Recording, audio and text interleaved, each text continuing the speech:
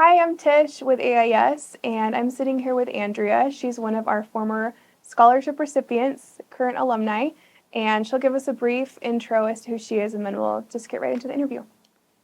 Yat Andrea Hales Yanisha. My name's Andrea Hales. I'm Navajo, I'm Dene, and I grew up in Farron, Utah, but currently I live in Bluffdale, Utah. So I'm married, I have four children. Awesome. Yeah. Thanks for coming, Andrea. We're glad to have you. So just to start off, what did you imagine that you would be when you were older as a little kid? Well, I was really good at math when I was growing up, and I didn't want to be a math teacher. Okay.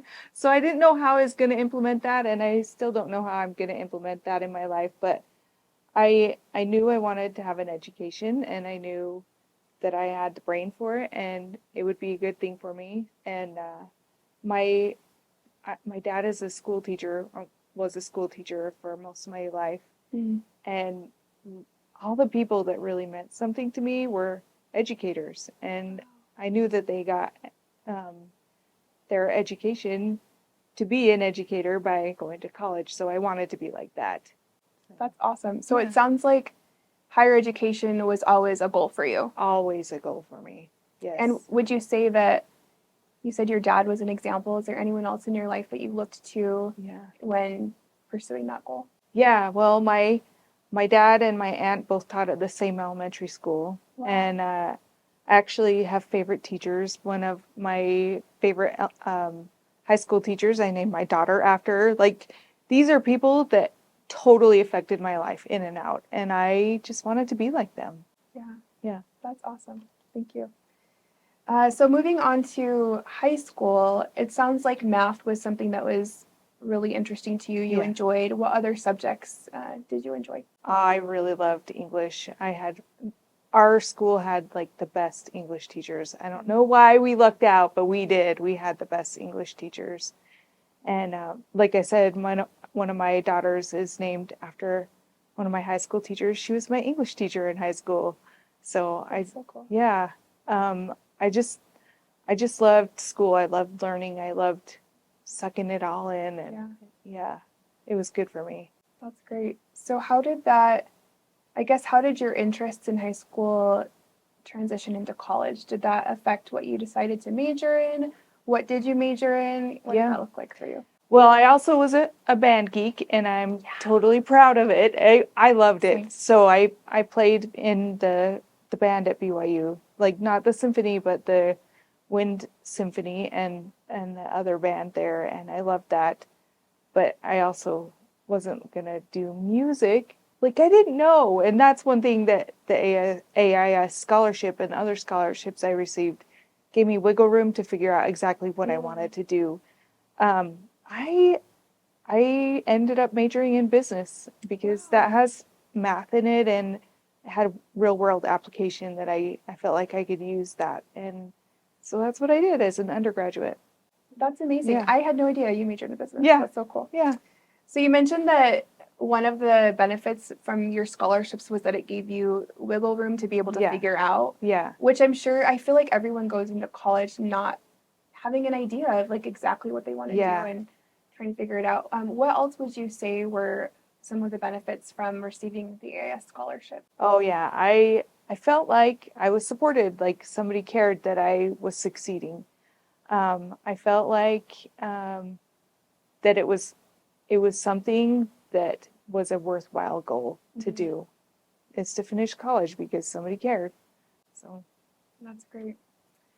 What would you say was something that made college a little more difficult, or just maybe you weren't expecting it, but it was a tricky thing? And then how did you get yourself out of that headspace? Well, like I said, I didn't know what I was going to major in. I went to Brigham Young University in Provo, and it was big. Like, there were so many different things I could do, but I didn't know what I wanted to do. That was a hard thing for me, not knowing what to do and not knowing where to go with that. I took a lot of classes. I, of course, took the general ed classes, and I found that I liked economics. I found that I knew that business would be good. Like that was a hard thing for me, not knowing what to do because I didn't know where I wanted to go with my life. Yeah. So I just tried things out. I tried things out and I worked at them and talked to people and counselors and friends. And I think that was a good thing, is testing it out and talking to people and figuring out how it would work for me. Yeah. Using your resources. It Yeah. sounds like. That's Mhm. awesome. What would you say was one of your more positive college experiences? Yeah. I so I also did um, law school. So I went undergrad and then I went into law school and I also did a master's of public administration. So getting into those graduate degrees, law school was really hard, I'm not going to lie. But the people in my MPA program, my professors there, man, they were just fireballs. They could see how people could excel in different areas, and they were such an asset in my life. I still I TA'd for one of them, and I still send Christmas cards back and forth to him every year, and I miss him, and I wish I lived closer to him so that I could see him every once in a while. Yeah, that's awesome. It seems like even just from an early time in your life, you've made these really deep connections with educators that have impacted your life Yes. hugely. Yes. And that's something that you've continued to Yes. take with you, which is so cool. Yeah. What else?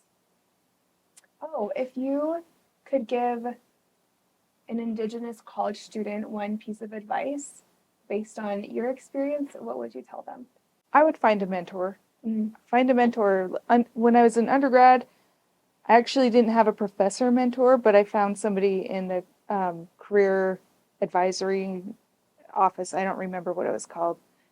And I would go visit him I don't know, at least once a month. I'd just say, hey, what's up? And he'd check on me. And having a mentor care about me, Yeah. that was totally worthwhile. And I also at BYU, there was a multicultural student services office, and having a mentor there, that was worthwhile. So having mentors is something you got to do.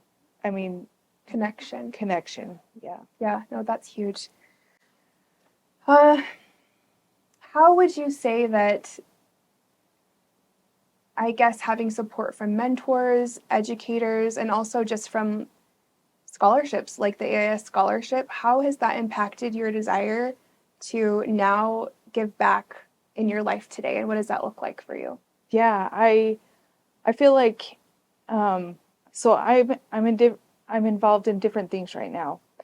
And I'm involved in my city. I go to city council every once in a while. I'm involved in my children's school. Like I sit on the land trust board for them. I feel like I may not have a one-on-one with somebody, but I have made myself available if somebody needs me. So I make time to be available. I make time to do things. I also teach what's called CERT. It's Community Emergency Response Team. So if there's a natural disaster, I've helped train people in my community, and I feel like if I've made myself available because if somebody needs me, I want to be that person for them. So, yeah. That's amazing. And you're also one of the specific alumni that I always think of when we do have an event with AIS. You are one of the first people that shows up. You are asking, what can I do to help? And that's huge. Being a really small nonprofit where there's so many jobs for so few people, it helps to have former alumni come in and be willing to step in and help with whatever is needed. Yeah. And so that's huge for us. And I always appreciate when I see you at our events, and because it's a familiar face, but it's also like, man, she literally took what she learned at BYU and also in receiving the scholarship and is paying it forward. And so that's amazing. Yeah. Because you're so busy. Like you don't have to do all those things, but you always make time. So Yeah. And the thing about like AIS, it's not like you're asking all the time for things. It's every once in a while. So mhm, try to make that time. yeah, Sure, I try to make that time. I try to show up. yeah, Yeah. yeah, it's huge. Thank you so much. Yeah. Last question would be, if you were standing in front of little Andrea when she's Yeah. younger, Yeah. what is one piece of advice or something you wish that you could have known, that you would give yourself today? I would say it's okay to not be perfect. Mm, As a high schooler, I ended up with straight A's and I was top of the class. But as a college student, I was not straight A's. yeah. But I also developed all these other relationships, and I think relationships are just as important as the straight A's, right? And like I said, mentors. And so looking for a wholeness instead of just a narrowness of this is what I got to do. It's looking for how can I how can I become a better person, a whole Mm, person. And I think that's a really important thing even for a young person to know. It's okay if you're not perfect on everything. It's wholeness, it's balance, it's well, Hojo, if mhm. you're Navajo, it's that perfect balance, finding that in your life. So I think that would be something I'd teach myself. That's Yeah. beautiful. Thank you so much, Andrea. Yeah. It was good to talk to you. Yeah.